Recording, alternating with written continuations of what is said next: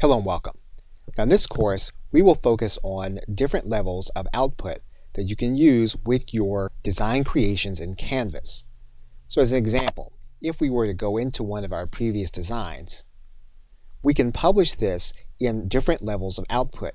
You've probably seen that in your drop-down menu. For example, we can look at using print posters, flyers, print invitations, letterheads, postcards, and other features. And we will look at those here.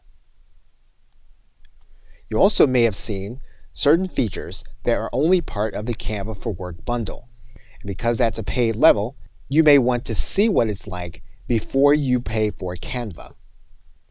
We will look at them in this course.